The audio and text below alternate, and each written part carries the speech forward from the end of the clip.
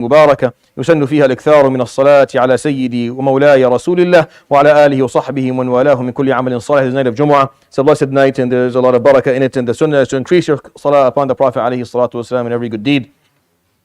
Inshallah, I'll give the khatirah, and after khatirah, we ask people to pray sunnah, and then allow for me to continue the IDA lecture. So if you don't mind socializing in the lobby in the tent, jazakumullah khair, to allow me to continue, barakallah fikum. And generally speaking, starting from next week, all of the IDA lectures will be happening after Isha anyways. So we have to get into the kind of norm or a custom or habit of praying Isha sunnah, and then if you're not attending, allow the shaykh to give the lectures so without too much noise, because we tend to like to chat and so on. Now we can use obviously the lobby and the tent that's available for that, inshallah ta'ala. So tonight I'm going to read two hadith, inshallah, from the chapter for Kitab al-Shamail Imam al-Tirmidhi, the chapter Bab Ma Ja'a Fi Sifati Muzahi Rasulillah sallallahu alayhi wa sallam. Talking about his muzah. Muzah means that his joking alayhi salatu wasalam. This is the Imam Tirmidhi, so it's not like some new person who's trying to make a point. He alayhi salatu wasalam was someone who would often draw smiles on people's faces in the way that he spoke to them and how he spoke to them alayhi salatu wasalam. But we'll start inshallah with these two hadith. They're quite short, so I'll narrate them for you inshallah ta'ala. قال حدثنا عباس بن محمد الدوري قال حدثنا علي بن الحسن بن شقيق قال أنبأنا عبد الله بن المبارك عن أسامة بن زيد عن سعيد المقبري عن أبي هريرة رضي الله عنه قال قالوا يا رسول الله إنك تداعبنا. They said, oh Prophet of Allah, إنك تداعبنا, you joke around with us, you mess around with us. And muda'aba is when someone jokes with you or is light, behaves lightly around you. That's muda'aba. So they found it, some of the Sahaba found it a little bit new. They had not, he is Rasulullah alayhi salatu wasalam. He is the khayru khalqillah. He is the best of Allah's creation. He is the hamil al-liwa yawm al-qiyamah. Huwa sajid tahta al-arsh. Huwa sayyidu waladi Adam. Alayhi salatu wasalam carries all these accolades, and he would sit down and he would mess around with people and joke around with them and make them laugh. So they found it a little bit fresh. فَقَالُوا إِنَّكَ تُدَاعِبُنَا, as if they're not objecting but asking about it. This is normal. فَقَالَ صلى الله عليه وسلم نعم إِنِّي لَا أَقُولُ إِلَّا حَقًّا. Said, yes, but I only say that which is truthful. I never lie, I never gossip, and I never say anything that is harmful to someone else, which is basically the conditions of joking. So the second hadith, which is why I'm reciting this. And obviously, as we do this, as we talk about the Prophet sallallahu alaihi wasallam ajma'in, and he is our leader and he is our teacher, and we take from him everything, we learn from him everything alayhi salatu wasallam, whether it's the way he joked or the way he spoke, or it's the way he persevered and the way he stood his ground and the way he advocated for justice and he advocated for those who are treated unfairly and those who are oppressed. It goes without saying that, subhanAllah, as we come close to the full year anniversary, I don't even know if the word anniversary is appropriate here, but the full year memory of what happened in October last year and what followed in terms of the blood spill and the bloodshed that we witnessed over this year.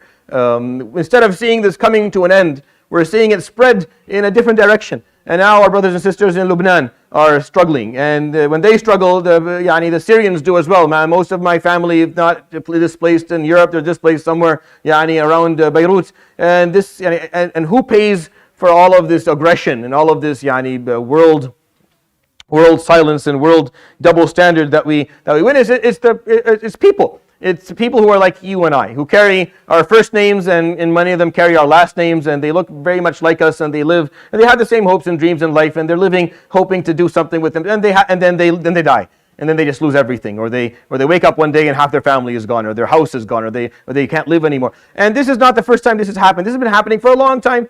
If you just go back a couple of decades, if you just sit with an elderly person in their 70s or 80s, they remember this happening in other parts of the world. They remember it happening in Egypt, and happening in Iraq, and happening in Somalia, and happening in Syria, and happening in Lebanon back in one time before, in Palestine for 75 years. And they remember this is an ongoing saga of Muslims being mistreated in Kashmir and in Kosovo, and the list goes on in Myanmar and in China. There's no end to this unfortunate list that we have of people suffering. So, when we see all of that, the reason that this is occurring is because these are supposed to serve as wake-up calls. They're supposed to serve as wake-up calls for an ummah that has lost its compass, For an ummah that has lost its way and has lost it and forgot who it was and what it represents, and the people who represent it don't know who they are anymore, don't understand their legacy, don't understand where they hail from, where they come from, what the point of their lives are supposed to be to begin with. So these ongoing tribulations that we see are there just to try and smack some sense into all of us, regardless of our age group or where we're living. And if that's not what they're doing, then it's lost on us, honestly. It becomes lost on us as a community. It becomes lost on us as individuals. If we see all this and it doesn't change anything in you, and you just continue to live life as if it didn't happen, that is the biggest loss of all. We can't control, unfortunately, how certain politicians behave and how the powers of this world behave. And we can't. You and I are not accountable for 300 years of a gap between certain nations and our nation. I didn't contribute to 300 years of a technological, scientific, and organizational gap that exists between them and us. But I do contribute to the next 10, 15 years for sure. Like I contribute to that, and so do you. We all contribute to the gap that is going to exist in the next 30 or 40 years. So the question is whether what's happening right now is motivating people to change their ways and start closing that gap, bridging it by educating themselves and contributing to the education of the Muslim Ummah and the unity of the Muslim Ummah and the awareness of the Muslim Ummah. And that's what he would have wanted, alayhi salatu wasalam. Sallallahu alayhi wasallam, I read about him here, but that's what he would have wanted. And I talk about him not because I have nothing else to do, because I want you to understand that he is the glue, alayhi salatu wasalam. He is the figure that we all come around. We don't agree on anyone else, honestly. Like as an ummah, Ahlul Sunnah wal Jama'ah agree on a lot of people. But as an ummah, we agree on him, alayhi salatu wasalam. We all know that he is the ultimate leader, and he is the qudwa, and he is the person, he is our idol, and he's our teacher, and we learn from him. And if we can just start being more like him, similar to him, caring about what he did and what he taught and what legacy he left, then we can turn things around, and there will be a better future for our children, a better future for the Muslim Ummah. It's just a matter of a little bit of giving up our egos and giving up maybe a little bit of the plans of leisure that we had, and focusing and committing ourselves to something that is bigger than ourselves. So that Yawm al-Qiyamah we have an argument to make. Because all about that, it's all about just making the argument Yawm al-Qiyamah. Because I can sit down and read about him, alayhi salatu wasalam, make you love him, but if you did not follow him and you did not contribute to his ummah, then he won't be too impressed, alayhi salatu wasalam. He won't be too impressed if we did not contribute to the well-being of his ummah, alayhi salatu wasalam. That's where his heart is. His heart is in his ummah, alayhi salatu wasalam. And we read about him so that we can love him more, so that we can motivate ourselves to care about what he cared about, alayhi salatu wasalam, which is this nation, for better or for worse. فقال حدثنا إسحاق بن منصور قال حدثنا عبد الرزاق قال حدثنا معمر عن ثابت عن أنس بن مالك رضي الله عنه أن رجلا من أهل البادية كان اسمه زاهرا. So Anas ibn Malik tells us in this authentic hadith that there was a man from al-Badiyah, a Bedouin man, who had chickens and sheep and cows and whatnot, and he would come to the city and sell some of that stuff. And he knew the Prophet alayhi salatu wasalam. He would come from even before, and he was a Muslim. وكان يدعى زاهرا. His name was Zahir. وكان يهدي إلى النبي صلى الله عليه وآله وسلم هدية من البادية. He always brought a gift to the Prophet عليه الصلاة والسلام. Aside from what the Prophet عليه الصلاة والسلام would buy or other people would, he would always offer the Prophet عليه الصلاة والسلام a gift. فيجهزه النبي صلى الله عليه وسلم إذا أراد أن يخرج. And the Prophet عليه الصلاة والسلام, he would never gift him except he gifted you back, like on the spot and more. You gave him one, he gave you 5. It's just how he was عليه الصلاة والسلام. He would refuse for you to gift him, and then so he would bring the Prophet عليه الصلاة والسلام a small gift, and the Prophet عليه الصلاة والسلام would prepare him. يجهزه, maybe when he's going back to the Badiyah, going back to the countryside, he took with him clothing, he took with him a camel. The Prophet عليه الصلاة والسلام took care of him. وكان يقول صلى الله عليه وسلم إن زاهرا باديتنا ونحن حاضروه. Zahir is our countryside, and I am his city. So when he comes to the city, he has me. When I go to the countryside, I have him. صلى الله عليه وسلم أجمعين. It was a nice way to kind of make it. قال وكان يحبه وكان رجلا دميما. The Prophet ﷺ loved him, and he was an ugly man. And I'm saying it because that's the wording in the Shama'il al-Tirmidhi, and I don't have to really sugar coat it, because the word is damim, and damim means ugly. There's really no other meaning for it in the Arabic language. The guy was ugly. He wasn't a sight to look at. But the Prophet ﷺ loved him, and there was a good relationship between him and between the two of them. And Anas pointed this out because there's a point of this story that he wants to make. قال فأتاه النبي صلى الله عليه وآله وسلم يوما وهو يبيع متاعه. The Prophet ﷺ came to him one day as he is selling his stuff. Like he gave the Prophet ﷺ his gift. The Prophet ﷺ gifted him back. Then he goes and stands in the market, and he starts to sell cheese and milk and whatever else, and eggs and whatever he has, he's selling. And the Prophet ﷺ comes to him as he's selling. قال فاحتضنه من خلفه وهو لا يبصره. So the Prophet ﷺ came and he came and he hugged him from behind him and he could not see him. So Zahir is selling and then he finds someone who puts his hands around his torso and he hugs him, right? Middle Eastern middle-aged men don't like that. In case you didn't notice, yani. It's not their thing, hugging, yani. At least wasn't at that point. فَقَالَ مَنْ هَذَا? So he said, who is this? أرسلني, let me go. What are you doing? What is this? فالتفت. So he turned around with his head. فعرف النبي صلى الله عليه وسلم. He knew it was the Prophet عليه الصلاة والسلام. He didn't notice at first. Like, who is this? Let me go. He looks back. It's the Prophet صلى الله على محمد صلى الله عليه وسلم. Lucky him. What can you say? قال فجعل لا يألو ما ألصق ظهره بصدر رسول الله صلى الله عليه وآله وسلم حين عرفه. And then when he recognized the Prophet, he held his hands and he pushed his back to the Prophet عليه الصلاة والسلام's chest, keeping himself in contact with the Prophet عليه الصلاة والسلام once he noticed it was him.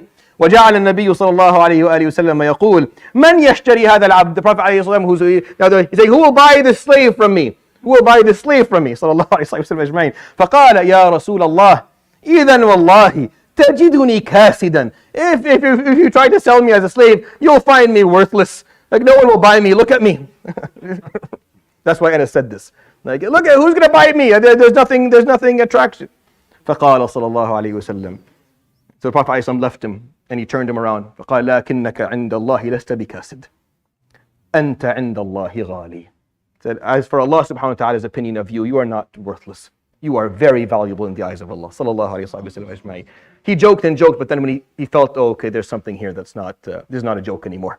No, you're not worthless. And no, you never say that about yourself. And never feel that about yourself. No, you are valuable. And you are loved by Allah subhanahu wa ta'ala. And I didn't mean it that way. As if the Prophet alayhi salatu when he was joking, this went in a direction he was not happy with anymore. The direction was no longer what he wanted alayhi salatu wasalam. It went in a direction where this man felt for a moment maybe less about himself that he should have when he had that interaction with the Prophet alayhi salatu wasalam. So he walks away from this interaction with the best testimony a human being could walk away from any interaction for the rest of his life. Imagine this man living his life saying, Rasulullah sallallahu alayhi wasallam hugged me and told me, you are valuable in the eyes of Allah.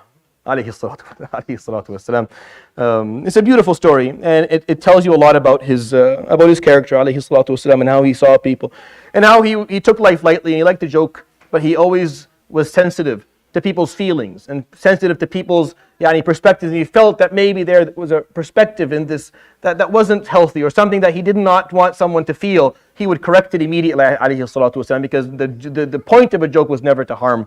And I just find that to be the act of someone of a very high level of compassion.